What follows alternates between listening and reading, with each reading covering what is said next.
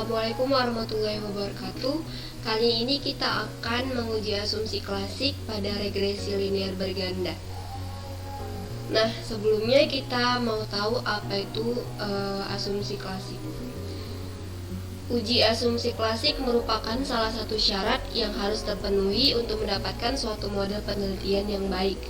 Jenis-jenis asumsi klasik ada 5. Yang pertama, uji normalitas data, yaitu melihat distribusi data penelitian normal, sebaiknya hasilnya adalah normal.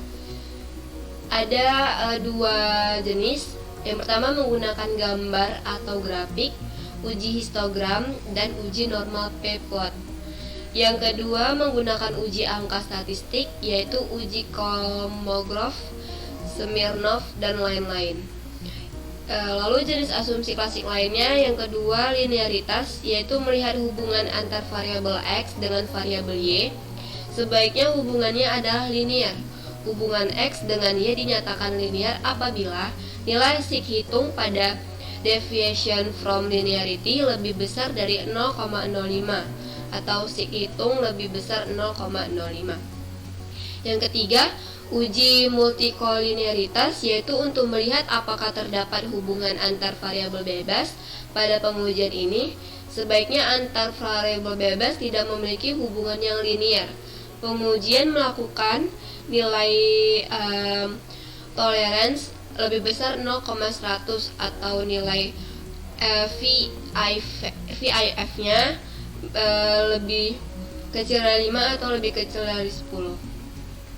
Yang keempat, ada uji autokolerasi, yaitu untuk melihat apakah secara antar waktu data-data yang ada pada setiap variabel memiliki hubungan dan keterkaitan antara satu dengan yang lain. Teknik yang digunakan adalah teknik Durbin-Watson atau disingkat dengan DW. Yang kelima, uji heteroskeidastitas, yaitu uji untuk melihat apakah data-data pada setiap variabel merupakan data yang homos atau data heteros. Sebaiknya datanya adalah homos atau homogen. Ada 2 jenis juga. Yang pertama menggunakan gambar atau grafik, scatter plot. Yang kedua menggunakan uji angka statistik atau uji Gleiser.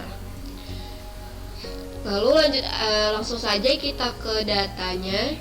Kita buka SPSS kita. Sebelumnya data ini data yang akan selalu kita gunakan terkait dengan pengujian sampai dengan pembahasan materi regresi linear berganda.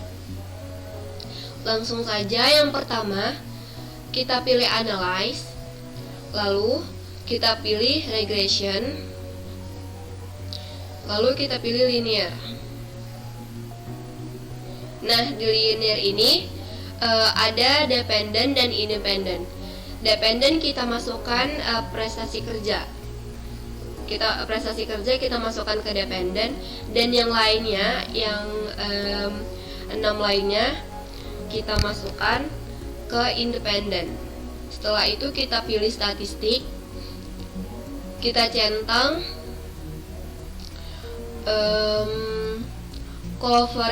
covariance matrix, lalu kita pilih continue. Setelah itu kita oke kan, dan kita dapatkan hasilnya.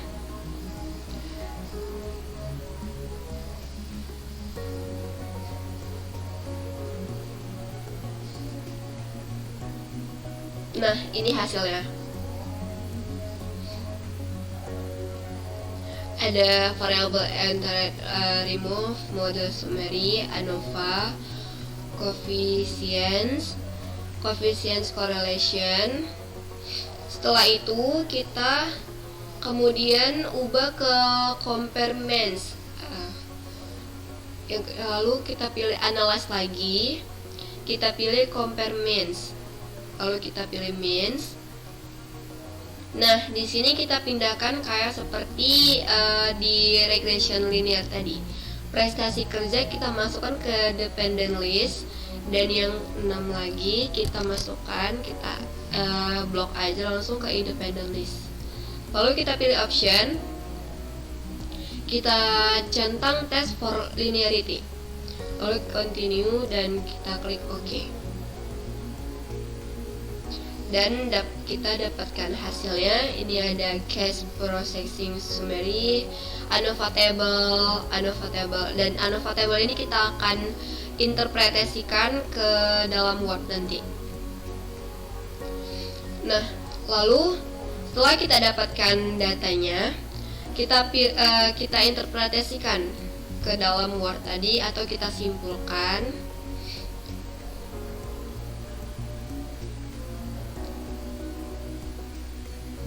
Nah, uji linearitas. Pengujian linearitas dilakukan untuk mengetahui hubungan yang terjadi antara variabel bebas dengan variabel terikatnya.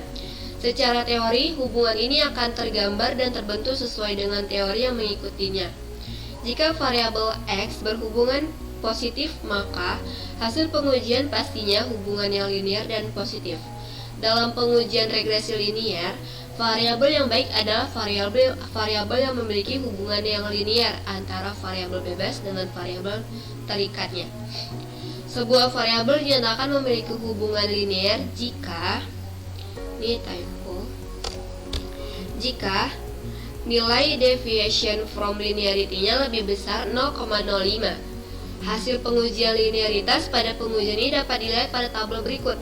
Nah, ini kesimpulannya. Tabel pertama, pengujian linearitas etos kerja dengan prestasi kerja. Kita dapatkan ini dari yang kita dapat tadi dalam tabel ini. Nah, lalu kita interpretasikan bahwa hasil dari tabel 1 menunjukkan bahwa nilai deviation from linearity-nya adalah sebesar 0,139. Nih, di sini kita dapat sini. Nilai tersebut lebih besar 0,05. Hasil tersebut menunjukkan bahwa hubungan antara etos kerja dengan prestasi kerja adalah hubungan yang linear. Karena hitungnya lebih besar dari 0,05. Lalu tabel 2, pengujian linearitas pengembangan SDM dengan prestasi kerja. Kita dapatkan dari tabel SPSS tadi juga, dari sini juga.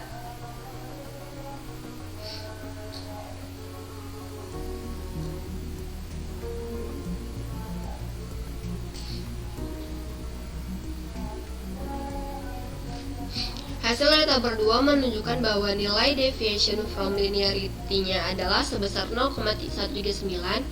Nilai tersebut lebih besar dari 0,05. Hasil tersebut menunjukkan bahwa hubungan antara pengembangan SDM dengan prestasi kerja adalah hubungan yang linear. Lalu di tabel 3, linearitas kompetensi dengan prestasi kerja. Didapatkan bahwa nilai deviation from linearity-nya adalah sebesar 0,090. Nilai tersebut lebih besar dari 0,05. Hasil tersebut menunjukkan bahwa hubungan antara kompetensi dengan prestasi kerja adalah hubungan yang linear juga. Dalam tabel 4, yaitu linearitas self-efficacy dengan prestasi kerja, didapatkan hasil bahwa nilai deviation from linearity-nya adalah sebesar 0,022. Nilai tersebut lebih besar dari 0,05 sehingga hasilnya adalah hubungannya yang linear juga. Lalu di tabel 5, linear motivasi dengan prestasi kerja, yaitu didapatkan dengan hasil deviation from linearity-nya adalah sebesar 0,130. Nilai tersebut lebih besar dari 0,05. Maka hubungan antara motivasi dengan prestasi kerja adalah hubungan yang linear. Dalam tabel 6, hasil dari tabel 6 menunjukkan bahwa nilai deviation from linearity-nya adalah sebesar 0,08. Tabel 6 ini membahas linearitas kepuasan kerja dengan prestasi kerja. Nilai tersebut lebih besar dari 0,05 sehingga kepuasan kerja dengan prestasi kerja adalah hubungan yang linear. Lalu ada uji multikolinearitas. Menurut Ghazali 2005, pengujian ini dapat dilihat melalui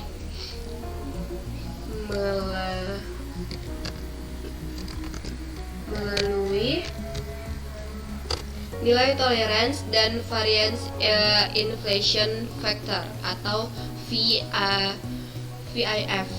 Apabila VIF-nya lebih besar dari 10 dan nilai toleransinya lebih kecil dari 0,1, maka terjadi multikolinearitas. Dan apabila nilai VIF-nya lebih kecil dari 10 dan nilai toleransinya lebih besar dari 0,1, maka tidak terjadi multikolinearitas.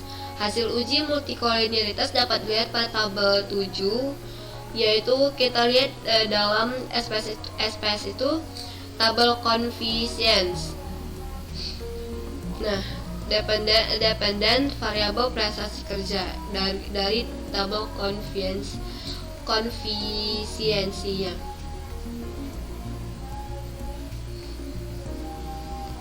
Berdasarkan tabel 7, nilai tolerance dan VIF-nya dari variabel etos kerja adalah sebesar 0,480 dan 2,083, sedangkan nilai tolerance dan VIF dari variabel pengembangan SDM adalah sebesar 0,771 dan 1,297. Kemudian nilai tolerance dari VIF dari variabel kompetensi adalah sebesar 0,741 dan 1,349.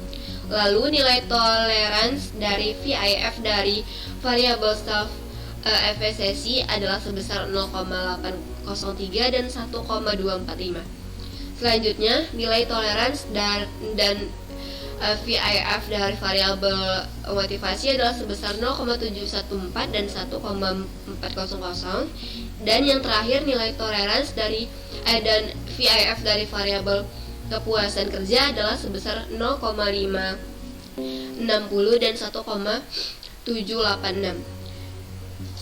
Nilai tolerance dan VIF pada setiap variabel telah memenuhi asumsi bahwa nilai tolerance lebih kecil dari 0,100, sedangkan nilai VIF lebih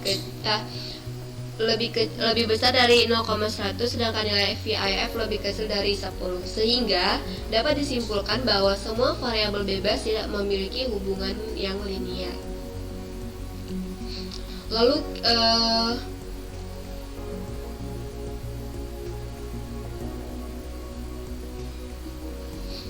kita masuk ke uji autokolerasi. Uji ini bertujuan untuk menguji apakah dalam model regresi linear ada kolerasi antara kesalahan pengguna pada periode T dengan kesalahan pengguna pada periode T sampai 1 periode sebelumnya. Adapun uji yang dapat digunakan untuk mendeteksi adanya penyimpangan asumsi klasik adalah uji Durbin-Watson atau DW-Stat dengan ketentuan sebagai berikut.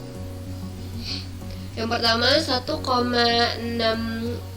lebih besar DW lebih besar 2,35, maka tidak ada autokorelasinya. Yang kedua, 1,21 lebih besar dari Durbin-Watson lebih besar dari 1,65 atau 2,35 lebih besar Durbin-Watson lebih besar 2,79, maka tidak dapat disimpulkan. Dan yang ketiga, Durbin-Watson lebih besar 1,21 atau Durbin-Watson lebih besar 2,79, maka terjadi autokorelasi. Kita dapatkan pada tabel T, kita ambil dari model summary-nya. Predictors, kepuasan kerja, soft efisiensi, pengembangan SDM, motivasi, kompetensi, etos kerja. Dependent variabelnya prestasi kerja. Oke, berdasarkan tabel 8 ini.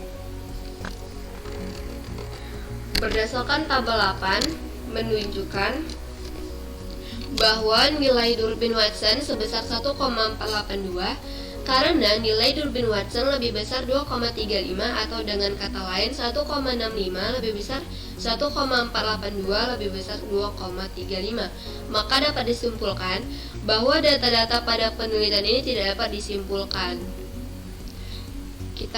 Kenapa tidak dapat disimpulkan? Karena masuk ke dalam syarat uji autokorelasi nomor 2.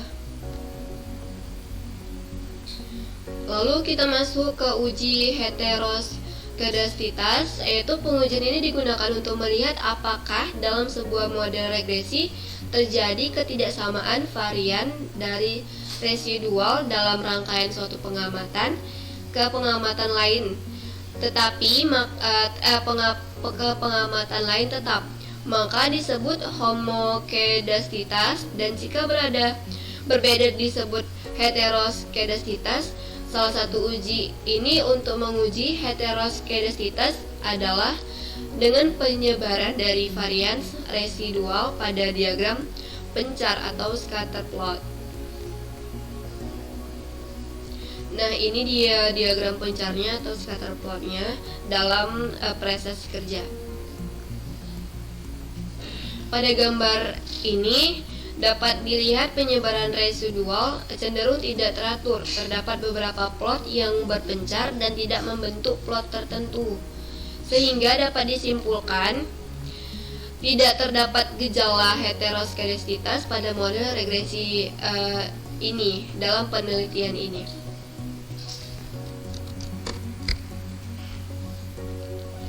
Sekian dari pengujian asumsi klasik yang kita uji dalam regresi linear berganda. Lebih dan kurang saya mohon maaf. Saya akhiri. Assalamualaikum warahmatullahi wabarakatuh.